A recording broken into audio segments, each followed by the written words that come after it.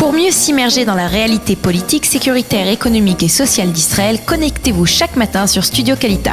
Daniel Haïk vous y attend pour sa revue de la presse. Il est 8h35, l'heure de la revue de la presse et des médias israéliens de ce matin. Une revue de la presse, bien entendu, qui sera essentiellement consacrée au développement politique dans la classe politique israélienne, avec ses menaces d'élections anticipées et ses tentatives plus ou moins réelles de maintenir l'actuelle coalition gouvernementale et de trouver un compromis avec en particulier Avigdor Lieberman, le ministre de la Défense, autour de cette fameuse loi sur l'enrôlement ou le non-enrôlement des élèves des yeshivot. Alors, nous allons en parler puisque la presse israélienne en parle massivement. Le Israël Hayom titre ce matin en manchette jusqu'au dernier moment, une manchette qui souligne qu'il ne reste plus que quelques heures au Premier ministre et à son ministre de la Défense, Avigdor Lieberman, pour parvenir à trouver une solution de compromis qui permette de régler l'actuelle crise politique et évite donc in extremis des élections anticipées en Israël, des élections qui pourraient se tenir vers la fin du mois de juin. Après avoir réussi à trouver, il y a 24 heures, un compromis avec les partis orthodoxes, M. Netanyahou semble vouloir, en tout cas, accorder une chance à Avigdor Lieberman de descendre de l'arbre auquel il a grimpé ces derniers jours, comme Netanyahou l'a dit hier lors de son intervention à la Knesset, en adoptant donc une position de refus systématique de voter la nouvelle loi sur le non-enrôlement des élèves des yeshivot. Mais les analystes politiques, eux ne sont pas tout à fait certains du véritable positionnement du Premier ministre dans ce dossier. Hier soir, à la tribune de la Knesset, M. Netanyahou a souligné qu'il souhaitait tout faire pour poursuivre l'action de l'actuelle coalition gouvernementale jusqu'au bout, c'est-à-dire jusqu'aux élections législatives prévues dans 1 an et demi. Nous pouvons aller aux élections et nous l'emporterons, mais nous voulons continuer à travailler ensemble et à relever ensemble les défis qui se posent à l'État d'Israël, a dit le Premier ministre. Et ce matin, le Yediot Aharonot titre « Abechira Shelo ». C'est lui qui va devoir choisir. Soit nous allons vers des élections, soit nous allons vers un règlement de la crise. Alors au moins en public, M. Netanyahou donne le sentiment de ne pas vouloir d'élections anticipées, mais selon certains analystes, sa véritable intention est de provoquer des élections éclairs qui interviendraient avant le 26 juin, ou peut-être même le 26 juin prochain, avant en tout cas la décision du Conseil juridique du gouvernement concernant les dossiers 1000 et 2000 et une possible inculpation du Premier ministre. Certains observateurs sont persuadés que M. Netanyahou joue à un jeu visant à le disculper de toute responsabilité dans la décision de dissoudre la Knesset et de provoquer des élections anticipées. En effet, l'histoire politique de l'État d'Israël a prouvé que l'opinion publique israélienne n'hésitait pas à sanctionner ceux qui les obligent à aller aux urnes avant l'heure. Si déjà il doit y avoir des élections, alors que la responsabilité d'un tel scrutin, qui ne semble pas en tout cas indispensable, eh bien, ne rejaillisse pas sur le Likoud, mais plutôt sur le parti d'Avigdor Lieberman. Les commentateurs ont d'ailleurs beaucoup de mal à comprendre pourquoi Lieberman s'acharne à repousser la loi sur la conscription des élèves des yeshivot. En agissant de la sorte, le ministre de la Défense prend un risque dangereux, celui de ne plus être dans la prochaine Knesset, comme l'expliquent donc les analystes ce matin. Hier, les deux chaînes de télévision, la seconde chaîne et la 10, ont publié des sondages qui résument la même tendance. En dépit des enquêtes judiciaires concernant Binyamin Netanyahou, le Likoud se renforce et obtient, voire même dépasse la barre des 30 mandats. Mais selon ce même sondage, Israël Beiteinu, le parti d'Avigdor Lieberman, frôle de très près le seuil d'éligibilité et risque bien de ne pas le franchir, ce qui mettrait Lieberman en dehors de la 21e Knesset. Et par ailleurs, c'est un point qui doit aussi inquiéter Binyamin Netanyahou. Alors que le Likoud se renforce, eh bien, les formations composant l'actuelle coalition gouvernementale s'affaiblissent sensiblement. C'est le cas donc d'Israël Beiteinu d'abord, mais c'est également le cas du parti Kulanu de Moshe Kahlon et surtout du parti Shas d'Aryeh Deri, qui lui aussi risque de ne pas franchir le seuil d'éligibilité, de telle sorte qu'avec les mêmes partenaires de l'actuelle coalition, Binyamin Netanyahou se retrouvera après les élections à la tête d'un gouvernement plus faible. Véritable surprise des deux sondages diffusés hier, la députée Orly Lévy Abécassis, la fille de l'ancien vice-premier ministre David Lévy, qui a été elle-même députée d'Israël Beiteinu et qui a fait scission.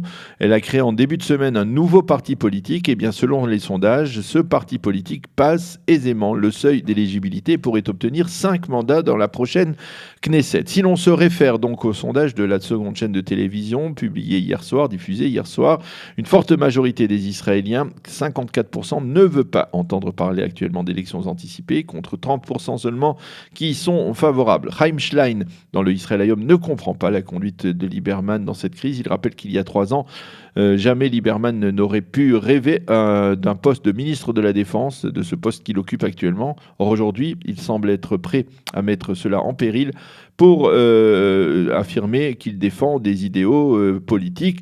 Difficile à imaginer, a écrit Chaim Schlein. Le Maariv, lui, cite les partis orthodoxes qui accusent Lieberman de vouloir faire chuter un gouvernement de droite, et pas pour la première fois. Les sites d'information, dans leur ensemble, révèlent ce matin que Binyamin Netanyahou et Avigdor Lieberman devaient s'entretenir durant la nuit, mais il n'est pas certain que cette rencontre, en tout cas, ait eu lieu, ou que même une conversation téléphonique entre les deux hommes se soit produite.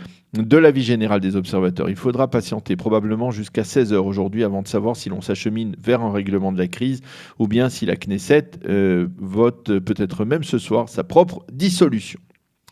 En marge de cette crise politique, on reparle dans les couloirs de la Knesset de la loi sur la nationalité. Son initiateur, Avi Dichter, a affirmé que ce projet de loi sera soumis dès aujourd'hui en première lecture, et on en parle en première page d'ouverture du site Ynet, du grand site d'information israélien. Avi Dichter qui a souligné que cette loi fondamentale ne portait pas atteinte aux minorités. Inutile de dire que ce projet de loi, qui devrait être voté donc en première lecture aujourd'hui, suscite l'opposition farouche de l'opposition, ce qui est tout à fait normal. Tous les quotidiens révèlent une nouvelle affaire apparemment de corruption au sein de la mairie de Jérusalem, une affaire dans laquelle l'adjoint au maire de la capitale, Meir Torjman, serait impliqué. Celui-ci a été arrêté, il a passé la nuit dans une maison d'arrêt. Torjman serait soupçonné d'avoir reçu des pots de vin en échange d'une promotion des intérêts personnels de plusieurs hommes d'affaires riches et propriétaires d'hôtels à Jérusalem. Le Yediot Aharonot consacre ce matin une page entière à l'ancien commandant en chef de l'armée de l'air israélienne, le général Amir Eshel, et dans une sorte d'éditorial élargi, de véritables tribunes écrites, le général Eshel se penche sur les défis de la société israélienne et estime que l'État hébreu a plus que jamais besoin d'un véritable leadership. Le leader se doit de donner l'exemple, un leader fort et un leader qui est capable de reconnaître ses erreurs, écrit-il. Ce n'est pas une faiblesse, c'est l'essence même du leadership, affirme le général Amir Eshel dans cette tribune, donc en page 8 du Yediot Aharonot.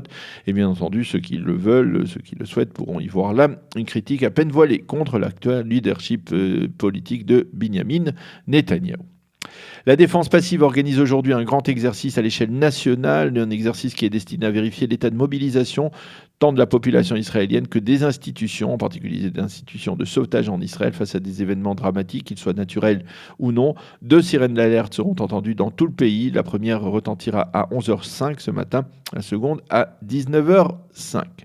Akiva Bigman dans le Israël Hayom révèle la présentation en Belgique d'un rapport stipulant noir sur blanc qu'il est possible de renvoyer vers leur pays d'origine les Soudanais qui se sont infiltrés illégalement en Belgique. Et à Jérusalem, on est très intéressé par ce rapport parce qu'il pourrait être utilisé pour prouver que les infiltrés illégaux, donc en provenance du Soudan et qui vivent en Israël, peuvent sans crainte rentrer dans leur pays, et ce, contrairement aux affirmations des associations, des ONG qui les défendent ici en Israël et qui s'opposent à leur expulsion vers un pays africain, le Rwanda, ou donc même vers un retour donc de ces infiltrés dans le pays d'origine. Tous les sites d'information annoncent la mort à l'âge de 96 ans de celui que l'on appelait le comptable du camp d'extermination d'Auschwitz, Oskar Göring, qui avait pour mission durant la guerre de récupérer, de classer les valises et les bijoux, ainsi que des sommes d'argent que transportaient les déportés juifs et autres en arrivant à Auschwitz. Il avait été condamné il y a 2 ans à 4 années de détention, mais n'avait pas été incarcéré, je pense, à cause de son âge avancé.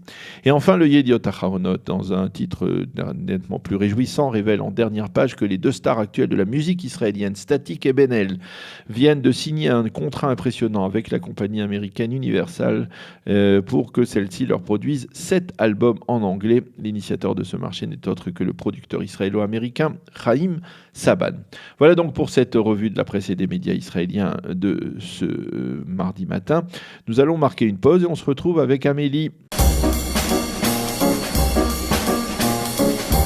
Pour mieux s'immerger dans la réalité politique, sécuritaire, économique et sociale d'Israël, connectez-vous chaque matin sur Studio Kalita. Daniel Haïk vous y attend pour sa revue de la presse.